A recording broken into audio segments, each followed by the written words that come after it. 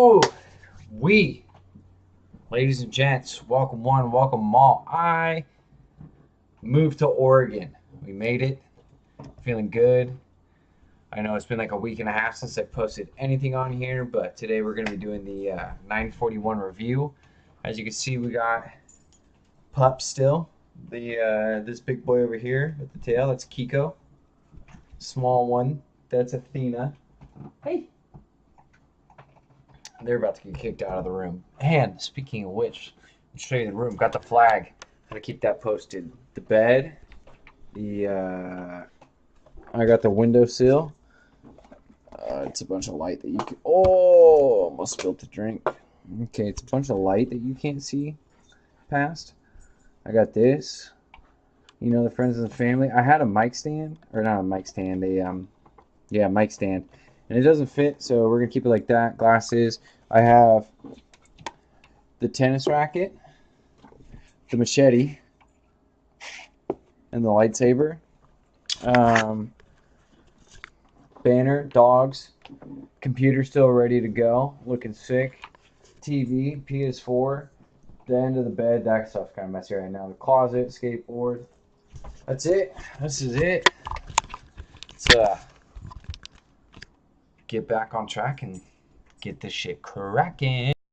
All right, let's do this. Welcome one, welcome all. Chapter 941, One Piece Review, titled Ibisu Town's Most Beloved, featuring the Witching Hour Boy, the Hedgehog, the man, the myth, the legend. We'll get there in just a second. So, beautiful color spread at the start. The only thing that I don't like about the color spread is Nami's 4 teeth. It give her more teeth because she has more teeth. Oda, like it looks like Luffy's smile because he has like them big ass gapper teeth. That's the only thing I didn't like. Other than that, just beautiful color spread. Really liked Brook trying to get into panty heaven. You know, I feel him going new country to new country, trying to see some new panties. Brook, my boy, I feel that one in the heart. All right, so we start off with a conversation between Fukuro Kujo, I don't think I said that right, but Penis Head and Orochi, and Orochi's crying behind his curtains, so like that seems to be his room that we saw earlier when we saw the silhouettes of his Smile Devil Fruit heads. Orochi heads behind that, like it's like the Japanese like paper wall. That seems to be like his actual room, so I'm guessing that that's going to get broken into eventually, and we're going to see kind of like the layout of his room and the construction of it during the raid. But we get Penis Head talking to him about it, and he says, "We've caught the Witching Hour Boy." And then Orochi says, "I don't care about that man's right now. My most beloved wife, who I was going to marry, died." And so Dickhead was like, "No, I think this is pretty important. You're going to want to realize like who this person is." Then Orochi busts through the screen door and says, "I don't care right now. Let me talk about something else." And then Fukuro Kujo says, "Okay, glad now I have your attention. This is who it is." And he drops the hint as the conversation fades away from the panel. And then you see a silhouette. And thank God this time that it's not a silhouette and we see it 5 chapters later. It's a silhouette and we see it 16 pages later, which is really nice. And so Orochi goes, "Ooh, Nani? Why is he still alive?" And to get to the end of the chapter to describe it or to talk about it now is the Witching Hour Boy is actually Yasu, right? And then we learn along the lines that he was a daimyo who worked with Shogun Oden at the time. So that's how he has ties and connections to the Kozuki family, is he was a daimyo who was on the side of Oden along the way. And if people can't remember him, so like Kamurasaki, Shinobu, not Kamurasaki, what's her name? Kiku, Shinobu, and Raizo Kinemon Kondoro didn't recognize him, is because you have like the same paradox where Grandpa Hyo looked like a god. He looked like Fudo Miori, like the it's like the Japanese god, and he has like the sword like this. Fudo, I forget his name, and he like had the flame hair and all that, and that's what Hyo looked like 20 years ago. So Yasu probably looked like this, probably like a bigger jacked version of the dude with the hedgehog hair that we see later in the chapter, and that's probably why they didn't recognize him, is because over the years he shrunk down in size and his whole entire stature changed. Also, he was probably just trying to lay low, so that's why they didn't really figure out what his identity was. And so we then get a snippet conversation again with Orochi and Fukurokujo, and then Orochi says, "Bring me my horse, we're going to the execution." And the execution is at the Resetsu district, where Hiyori, Toko, Brook, and Zoro are all going as well. So this ties into another thing is if Komurasaki is quote unquote dead, right? And she shows up back to the Resetsu district to save or help Toko and Zoro save Yasu, that's going to cause a lot of problems within the capital, within the flower capital of Wano. So if Hiyori shows up, I think there's one of two things that could happen. Is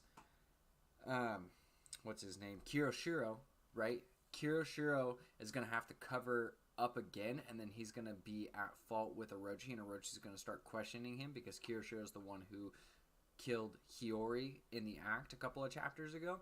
Or Hiyori's going to have to stop outside of the town during the rescue mission of Yasu, and something's going to happen, creating another subplot point with Hiyori going further into Wano. And then we skirt past the Resetsu district and Orochi on his way there and go back to the prison. And I like this scene of Luffy and Hyo just being big beefy boys because they ate all of the Oshiriku. Oh shit. So we get the panel and we have a guard asking somebody, how do they get so big? And then you get Raizo in the background, and Raizo says, "Oh, they ate all the Shuriku. That's going to be bad," because Raizo knows that that's going to be a problem for Queen, because Queen is the one who loves Oshiriku within there. But then the bigger problem is you have Big Mom, who's on the way, who is going to want the Oshiriku, because Chopper said, "We have Oshiriku over here. Let's go get it." And then before all that happens, I gotta backtrack for a second. Is Queen is really sad about Komurasaki actually being dead, about Hiyori actually being dead. So this either sets up the Sanji fight, or it could possibly set up the Zoro fight, because if Queen, like I said earlier, is another person who realizes that Komurasaki is alive, right? She's gonna want to, he's probably gonna want to go after her because he's in love with her. But then Zoro's gonna be the one who's gonna be protecting her. So what it seems like from here on out. So you could either have the potential fight of Queen and Zoro or Queen and Sanji, depending on who gets to who first. And that's the one thing that I don't like, is you have all of these intertwining subplot points to get Zoro to fight people, but Sanji isn't going to be fighting people unless Oda pulls out like the pre-time skip, like Luffy fights Captain, Zoro fights first, Sanji fights second. But I think there's going to be an intermixing in Wano where a lot more people are going to fight Queen and a lot more people are going to fight King. I think it's going to be more of a joint effort. And so then with the Oshiriku, back to that, right? Is Queen going to realize it first, or is Big Mom going to realize it first? And then who's going to take on Big Mom if Big Mom has another hunger pain for Oshiriku? So continuing from that, I have two kind of ideas about it. On the premise of the ideas, here's what I don't want to happen. I don't want Kaido to come in. I don't want King to come in. And I want it to be handled within the prison itself. I don't want this to like linger past probably like the next 10 chapters or so, because that's probably what we have about for the prison. But the way that I see it going down is the two main options is you have Big Mom going on a hunger pain and going on a rampage within the Udon prison, and then having she be the one who breaks out all the prisoners to then join the alliance, right? But if you take this route, she then continues the hunger pain into whenever she gets Oshiriku, which could cause a lot of major problems for both the Straw Hats and Kaido. And I don't necessarily want to see that. What I'd rather see is the second option of what I believe in, is Chopper comes up with a cure for Big Mom's hunger pangs in the Udon prison part. With Chopper actually making the remedy for Big Mom, this also helps out the alliance, because Katakuri is backing Luffy after their fight when he said, "Hey, are you going to come back and defeat Big Mom?" Right? This gives Totland all of the Whole Cake Islands, all of them, right, a new emperor to where she's actually sane and doesn't have to like destroy the cities and the islands anymore when she gets on these hunger pains, just like Chopper wants to be the greatest doctor in the world. This might be one of his biggest obstacles to overcome outside of him making Luffy last longer than Roger so Luffy can live his life. This might be one of the biggest obstacles for Chopper to overcome to help him realize his dream of becoming the greatest doctor in the world. So in ties, if Chopper figures out Big Mom's problem within this subplot point of Wano, Big Mom is going to have to eventually ally herself with the Straw Hat Pirates, and not necessarily the same way that Law has done it to where they join buddy and buddy, but this gives a road for Luffy to not have to defeat Big Mom, to where Big Mom will just become not necessarily complacent, but Big Mom, with Chopper helping her out, this gives her kind of like a step down to where she can say like, oh, that Chopper from the or that doctor from the Straw Hats helped me cure something that I didn't realize that I had. This is how I killed Mother Carmel. She like retributes her whole entire past, and then she kind of gives Luffy like a bye for conquering the Grand Line and the rest of the New World. So I would much rather see Chopper actually help out Big Mom in Wano country than anywhere else and have her problems solved before we get into any future arcs. But that's really enough about Big Mom. She's going to do some things within the next coming chapters. So then we skirt forward a little bit more to Mount Atayama. And Shutenmaru, right, that's his base. It's all on fire. Like the whole entire mountain is on fire. And Shutenmaru believes that, what's his name, Hold'em set fire to it when actually Kinemon set fire to it. So Kinemon just wants Shutenmaru to actually do something and then eventually ally himself again with the Alliance to defeat Kaido. But as Shutenmaru stated earlier in the Wano arc in Act 1, he said, I declared myself a servant of Oden Kozuki. Is that his name? Momonosuke Kozuki Momonosuke. I forgot, what the fuck is their last name? Holy shit. He declared himself a retainer for Oden, not the whole entire family. So Shutenmaru is like, I don't want to do this for you guys. You bring me no profit. You bring me no joy. You bring me no benefits. So why would I ally myself with you guys when I swore in fealty to somebody else? So Kinemon basically just wants Shutenmaru to actually do something. And I don't think this is the best way of going about it, but it is a way of going about it. So if Kinemon keeps doing these things leading up into the Fire Festival, which is about a week away, Shutenmaru eventually is going to have to do something, right? So that's kind of nice. And then there's not really much past that. We move forward to where Brook meets up with Zoro, Hiyori, and Otoko. And the funniest part is his afro, because he ain't got eyes, pokes out, right? Second funniest part. Next funniest part is Zoro is laying pipe without having to try, right? Like, that is a god move. Komurasaki said, oh, Zoro-chan, you know that, like, so many people want to lay with me and they have to pay me, like, thousands of dollars. And Zoro's like, uno, dos, tres, single sword style, inya. Oh, my accents are shit. My accents are so garbage.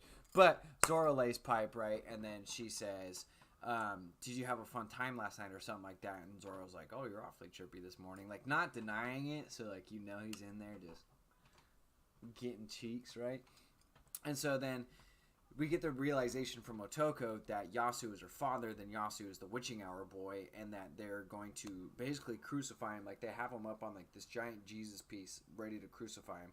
And so Toko starts running out screaming, that's my daddy, because she was sold at a young age to Komurasaki, who's Hiyori, right, to make money. And then Toko was giving a lot of her money to Yasu, and then Yasu was giving it back to the town.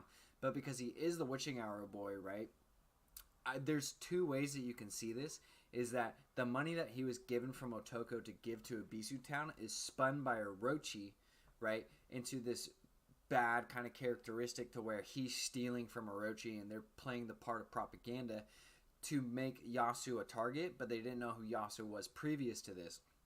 Or the second way that I see it is that Toko was giving the money to him, and he was still going out with the grind and stealing from Orochi. So let me know what you guys think below, if you think Orochi is spinning the story, or if you think that Toko is giving the money and he was stealing. So we fast forward like 2 panels, and Yasu A, right, is the hedgehog, Saint Hedgehog, and you see him take it off, and I don't have any hair, but big spiky hedgehog, Sonic looking motherfucker.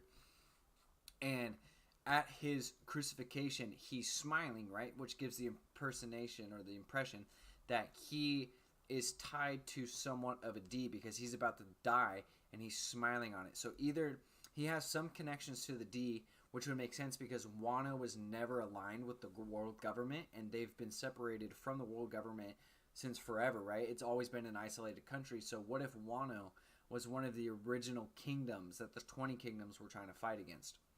So I was thinking about that, and that could be a thing. Or Yasu could be a D, or he's just a really happy dude and knows that he's going to die eventually. So another thing I want you guys to comment is, do you think Yasu's a D, or do you think he's just a way happy dude and ready to die? And then as everybody's screaming, take him down, take him down, take him down, Lord Yasu, everybody realizes who he is. Now that he's up there and his hair's shown, he tells them in like an old like Goldie Roger Whitebeard style, like on his deathbed, there's 2 things that I have to apologize for, and there's one thing I want to tell Orochi. So I want to know, and what we'll probably figure out within this next chapter, is what he's going to apologize for.